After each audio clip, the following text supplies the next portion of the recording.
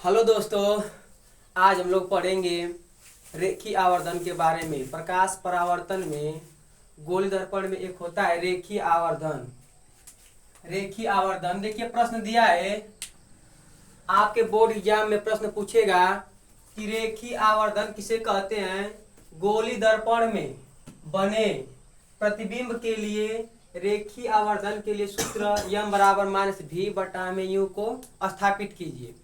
तो देखिए, वह दो तरह से प्रश्न पूछ सकता है। या तो कहेगा अवतल दर्पण से रेखीय आवर्धन के लिए सूत्र स्थापित कीजिए, या फिर कहेगा उत्तल दर्पण से रेखीय आवर्धन के लिए सूत्र स्थापित कीजिए। लेकिन जब इसमें कोई दर्पण न दिया रहे, न तो अवतल बोला है और न ही उत्तल, तो आप किसी भी दर्पण का प्रयोग कर सकते हैं। तो हम लोग को सबसे आसानी पड़ती है अवतल दर्पण के लिए। तो देखिए, पहले समझ ले रेखीय आवर्धन कहते किसे हैं। रेखीय आवर्धन कहते किसे हैं।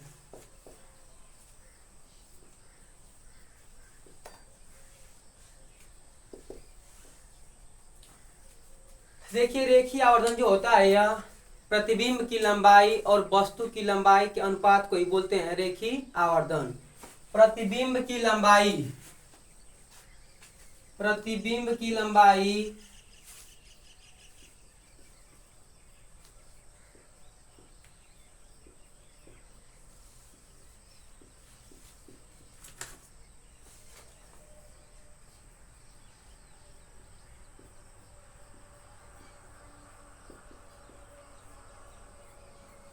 प्रतिबिंब की लंबाई और वस्तु की लंबाई के अनुपात को क्या बोलते हैं, रेखीय आवर्धन कहते हैं। इसको यम से दिखाते हैं। प्रतिबिंब की लंबाई और वस्तु की लंबाई को रेखीय आवर्धन कहते हैं। इसको दिखाते हैं यम से। देखिए, प्रतिबिंब की लंबाई को दिखाते हैं आई से, क्योंकि इमेज मीन्स होता है प्रतिबिंब। इमेज मीन्स प्रतिबिंब होता है। इसका पहला अक्षर लेते हैं, इसलिए दिखाते हैं आई से। अब वस्तु की लंबाई का अंग्रेजी होता है ऑब्जेक्ट।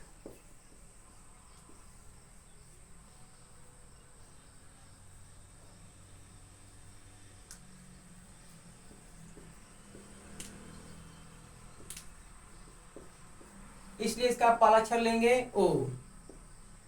तो रेखीय आवर्धन बराबर होता है प्रतिबिंब की लंबाई और वस्तु की लंबाई के अनुपात को रेखीय आवर्धन कहते हैं। इसकी कोई इकाई नहीं होती है। इकाई का मतलब इसका कोई मात्रक नहीं होता है, क्योंकि प्रतिबिंब की भी लंबाई है। अलंबाई का मात्रक मान लीजिए मीटर ले रहे हैं। क्या ले रहे हैं, मीटर। तो वस्तु की भी लंबाई है। लंबाई का मात्रक क्या होता है, मीटर। मीटर से मीटर क्या हो जाएगा, कट जाएगा। इसलिए रेखीय आवर्धन की कोई इकाई नहीं होती है। यह सिंपल केवल यम बराबर आई बटा में ओ होता है।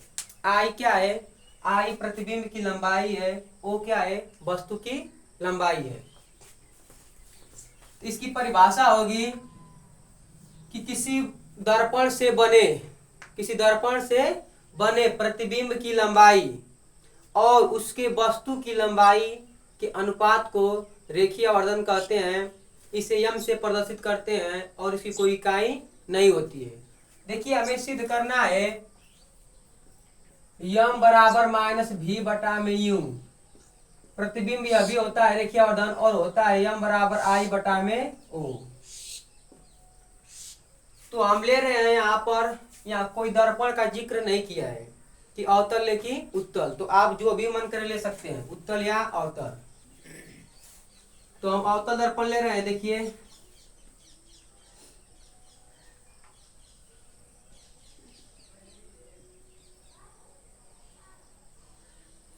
अवतल दर्पण यम1 यम2।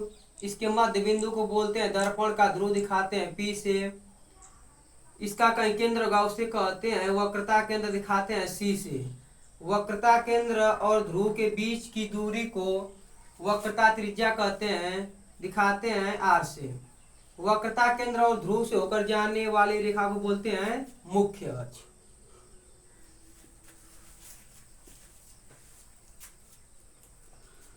और वक्रता त्रिज्या के मध्य बिंदु को कहते हैं फोकस बिंदु। वक्रता त्रिज्या के मध्य बिंदु को कहते हैं फोकस बिंदु। अब देखिए, यहाँ कोई वस्तु रखी है। तो वस्तु से क्या चलेंगी, प्रकाश किरण चलेंगी। जब वस्तु से प्रकाश किरण पहले चलेंगी मुख्य अक्ष के समांतर हम चलाते हैं। इस वस्तु से प्रकाश किरणें अनंत निकल रही होंगी, लेकिन हम लोग केवल समझने के लिए 2 या 3 किरणों का ही सहायता लेते हैं। तो प्रकाश किरण पहला लेते हैं मुख्य अक्ष के समांतर। और जब कोई प्रकाश किरण मुख्य अक्ष के समांतर चलती है तो दर्पण से क्या होगा, परावर्तन होगा। जब कोई प्रकाश किरण मुख्य अक्ष के समांतर चले तो उसका दर्पण से परावर्तन के बाद कहां से हो जाएगी, फोकस से होगी। जब कोई प्रकाश किरण मुख्य अक्ष के समांतर चलती है तो दर्पण से परावर्तन के बाद वह फोकस से होकर जाती है।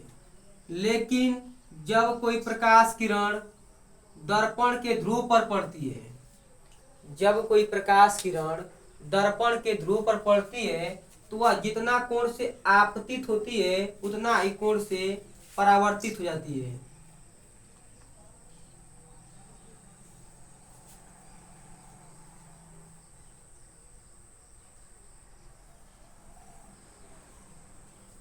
और जहां काटेगी वह क्या बनेगा, प्रतिबिंब। अब कहेंगे सर यहाँ पर भी प्रकाश किरण काटी है तो वहां प्रतिबिंब नहीं बनेगा, क्योंकि हम जानते हैं कि अब प्रकाश किरण आ रही है तो आपतित किरण जब काटती है तो प्रतिबिंब नहीं बनता है। प्रतिबिंब कब बनेगा, जब प्रकाश किरण दर्पण से परावर्तन के बाद मिलेगी तो वहां प्रतिबिंब बनता है। देखिए परावर्तित किरण अभी क्या है, परावर्तित किरण, और ये अभी क्या है, परावर्तित किरण।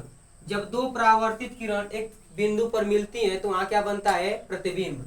लेकिन देखिए यहाँ एक आपतित किरण है और यह क्या है, परावर्तित किरण, इसलिए यहाँ प्रतिबिंब नहीं बनेगा। जहां दो परावर्तित किरणें आपस में मिलती हैं वहां प्रतिबिंब बनता है। तो यहाँ प्रतिबिंब बन गया। इसको मान लीजिए A1 B1 A2 B2।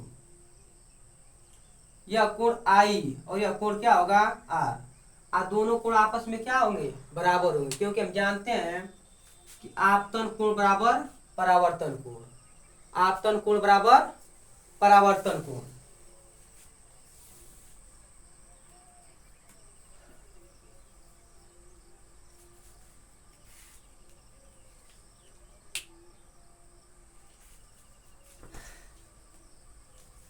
अब देखिए इसमें दो हमें समरूप त्रिभुज लेना है। इसको सिद्ध करने के लिए हमें दो समरूप त्रिभुज लेना है। तो कल के वीडियो में बता चुके हैं कि समरूप त्रिभुज किसे कहते हैं। समरूप त्रिभुज की दो शर्तें होती हैं। पहली शर्त होती है समरूप त्रिभुज क्या होते हैं, समान कोणिक होते हैं। और दूसरी शर्त होती है इनकी संगत भुजाओं का अनुपात क्या होगा, बराबर होगा। देखिए दो त्रिभुज ले लीजिए A1 B1 P।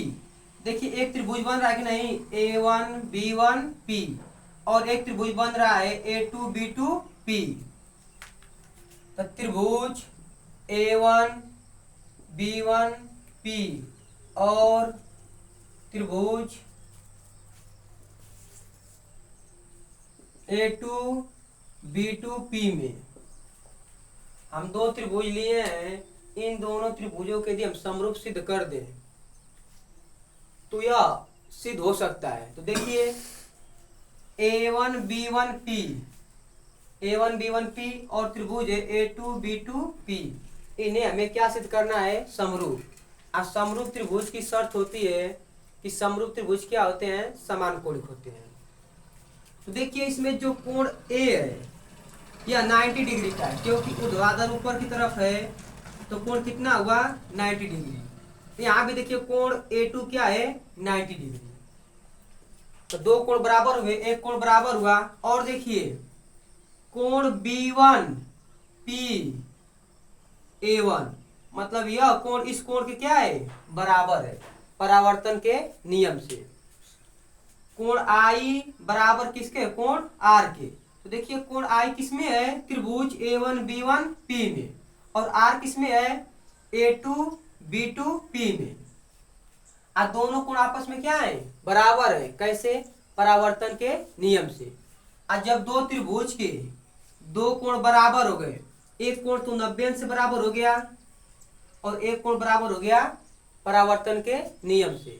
तो जब दो कोण आपस में बराबर हो गए दो त्रिभुज के, तो तीसरा कोण क्या होगा? स्वतः बराबर, क्योंकि हम जानते हैं त्रिभुज के तीनों कोणों का योग 180 अंश होता है। तो देखिए 180 अंश में जब यह 90 खर्च किया है तो अभी क्या किया है? 90 खर्च किया है। तो जो 180 में से जो बचेगा बराबर ही ना बचेगा। अब देखिए फिर जो खर्च कर रहे हैं वो अभी क्या कर रहे हैं? बराबर ही खर्च कर रहे हैं। तो जो अगला बचेगा वो अभी क्या बचेगा? बराबर ही बचेगा। तो हम कह सकते हैं कि जब दो त्रिभुज के दो कोण बराबर हों तो तीसरा कोण क्या होता है? स्वतः बराबर होता है।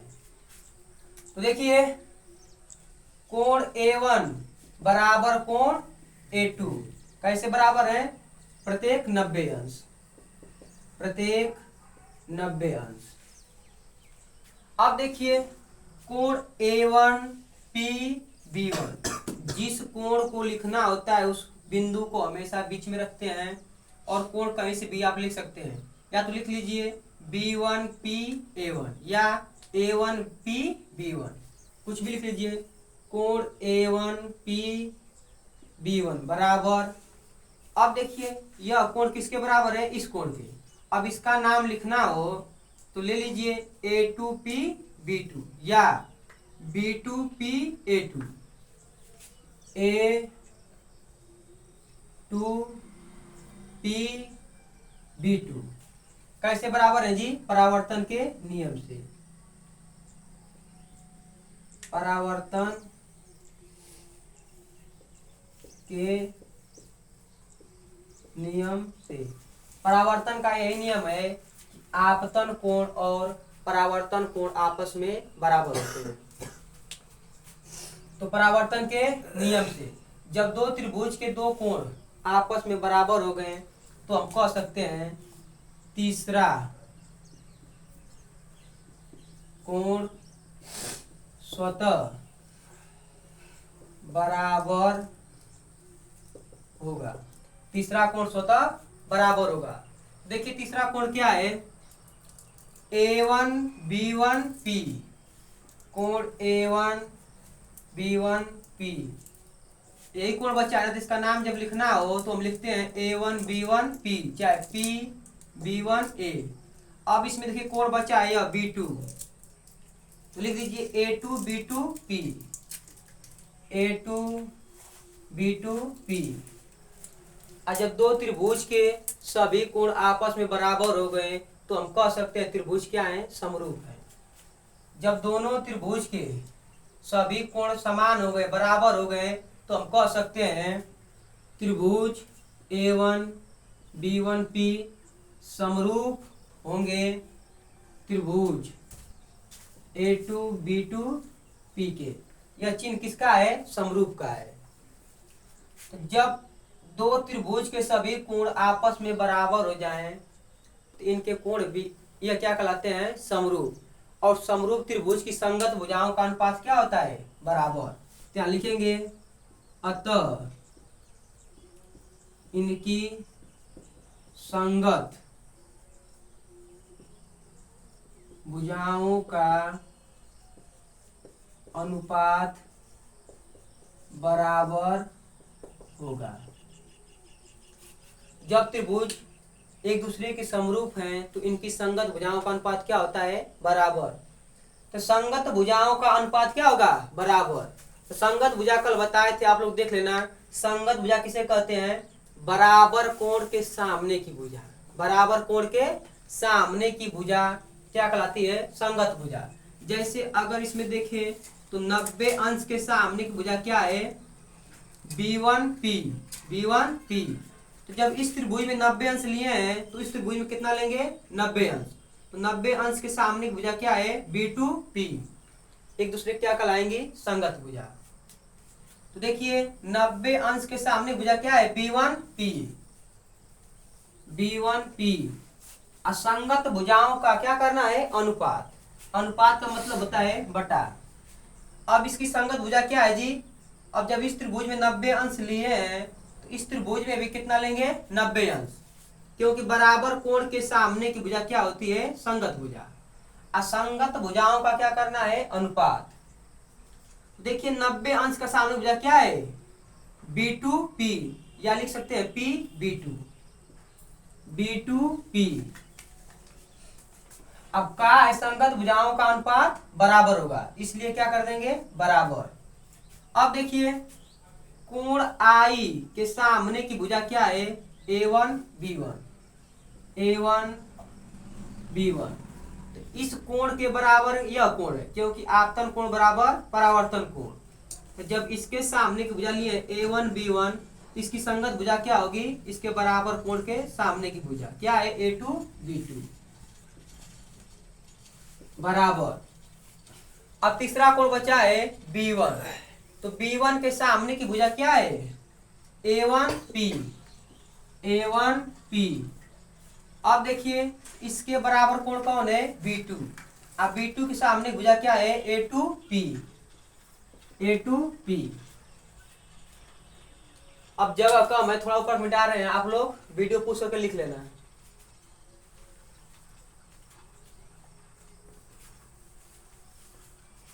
देखिए यहाँ पर, अब देखिए हमें क्या चाहिए, हमें चाहिए भी यू। तो भी क्या होता है दर्पण के ध्रुव से प्रतिबिंब की दूरी। भी क्या है दर्पण के ध्रुव से प्रतिबिंब की दूरी, और यू क्या है दर्पण के ध्रुव से वस्तु की दूरी। तो देखिए हमें यह दूरी चाहिए A2P, A2P चाहिए और A1P चाहिए, और यह इससे मतलब है, लेकिन हमें तिर्यक लंबाई से कोई मतलब नहीं है, इसलिए तिर्यक लंबाई को क्या करते हैं छोड़ देते हैं। तो हम लिख सकते हैं इसको छोड़कर, या A1 B1 बटा में A2 B2 बराबर A1P बटे में A2P। क्योंकि हमें तिर्यक लंबाई से कोई मतलब नहीं है, तो उसे क्या करेंगे छोड़ देंगे। अब देखिए, अब बताइए A1 B1 क्या है, A1 B1 क्या है, देखिए A1 B1 क्या है वस्तु की लंबाई है, इसको क्या रखे हैं वस्तु। अब वस्तु की लंबाई क्या है A1 B1। अब वस्तु की लंबाई को दिखाते हैं O से, किसे दिखाते हैं O से। अब देखिए यह क्या है A2 B2, A2 B2, A2 B2 क्या है प्रतिबिंब बना है। अब प्रतिबिंब की लंबाई को दिखाते हैं I से। तो बताइए जहां A1 B1 है उसके स्थान पर हम O रख सकते हैं। यह क्या है वस्तु की लंबाई बटे में। अब देखिए A2 B2 क्या है प्रतिबिंब की लंबाई। अब प्रतिबिंब की लंबाई को दिखाते हैं I से बराबर।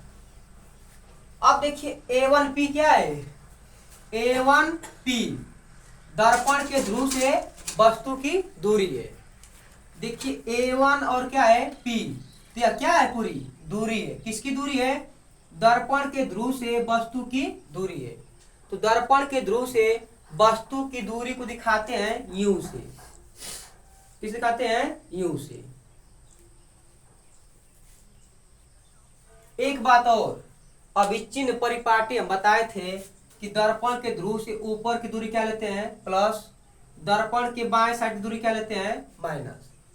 तो बताइए जो वस्तु है दर्पण की, देखिए मुख्य अक्ष से क्या है ऊपर है, तो ऊपर दूरी क्या होगी प्लस, लेकिन प्रतिबिंब कहाँ है मुख्य अक्ष के नीचे है, इसलिए इसका चिन्ह परिपाटी क्या होगा माइनस। अब बताइए जो वस्तु की दूरी है वह दर्पण की कहाँ है बाएं साइड, कहाँ है बाएं साइड, इसलिए इसका चिन्ह परिपाटी क्या होगा माइनस। अब देखिए A2P, A2P क्या है दर्पण के ध्रुव से प्रतिबिंब की दूरी, और उसको दिखाते हैं V से। आया भी दर्पण के कहाँ है बाएं साइड, इसलिए इसका भी चिन्ह परिपाटी क्या होगा माइनस। अब देखिए माइनस से माइनस कट गया, इसको हम लिख सकते हैं माइनस O बटा में I बराबर U बटा में B। हम बताए थे कि O बटा में I क्या होता है रेखीय आवर्धन होता है, जिसे दिखाते हैं यम से, जिसे दिखाते हैं यम से। तो देखिए O बटा में I के स्थान पर हम लिख सकते हैं यम, माइनस यम बराबर U बटा में V। अब दोनों पक्षों में माइनस से गुणा करने पर, जब दोनों पक्षों में माइनस से गुणा करेंगे तो क्या हो जाएगा प्लस। यहाँ क्या हो जाएगा माइनस यू बटा में वी, यही हमें प्रूव करना था। तो देखिए यह प्रतिबिंब माइनस चिन्ह यह प्रदर्शित करता है, माइनस चिन्ह यह प्रदर्शित करता है कि प्रतिबिंब कैसा है, वास्तविक है। प्रतिबिंब कैसा है, वास्तविक। क्योंकि जब भी दर्पण के बाएं साइड प्रतिबिंब बनेगा तो वह हमेशा वास्तविक होगा और क्या होगा, उल्टा होगा। इसलिए माइनस चिन्ह यह प्रदर्शित करता है कि जो प्रतिबिंब है वह वास्तविक है और दर्पण के बाएं साइड है। क्योंकि जब दर्पण के पीछे बनाएंगे तो हमेशा क्या आता है, सीधा।